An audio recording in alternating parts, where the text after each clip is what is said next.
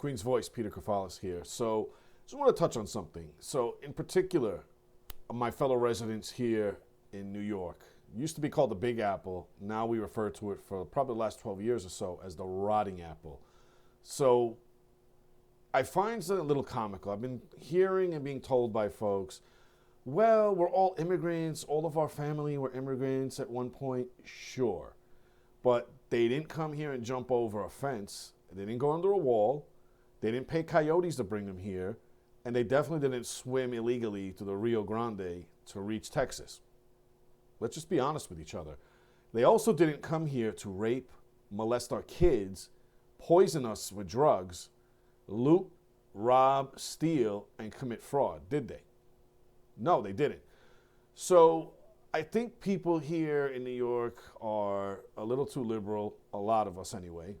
A lot of us have woken up, a lot of us are still living in La La Land. And when I hear things like, well, Cuomo's better than Adams, what the hell does that mean? So he's got a disgraceful, failed record as a governor. And now some of my brilliant fellow citizens here want to continue to go off the cliff because he has name and or facial recognition. He has failed policies. We've done countless pieces on this guy. He's horrible. So you want to go from Comrade Bill, one of the worst mayors ever, Dictator Adams, one of the worst mayors ever, and some of my fellow citizens are thinking about making the next mayor here in New York a horrible, disgraced governor. So that's like 3 strikes, you're out. New York can't afford another strike. We're already on 2 strikes with Comrade Bill and this idiot Dictator Adams. So what is enough? 1 rape's not enough. 1 child molested, it's not enough. 1 deli bodega robbed is not enough. 1 murder's not enough. 1 kidnapping, 1 looter, like 1 drug dealer that poisons someone and kills them.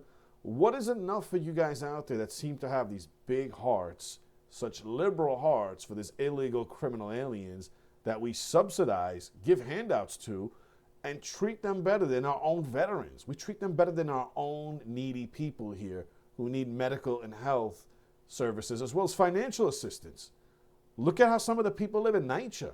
We just did a story on that with a friend of ours, and we looked at his apartment personally. Yet you guys think it's okay to continue to vote for failed socialist, communist, Marxist policies, AKA democratic policies.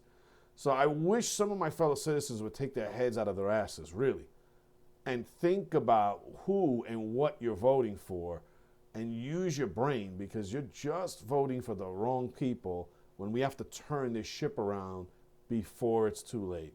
This is about common sense, intelligence, and safety. No one is safe in this city, man, woman, or children. No one is safe. But yet, some of my fellow citizens here in New York haven't had enough death, mayhem, and destruction in the last 12 years. You want to continue it. Wake up, citizens. Wake up.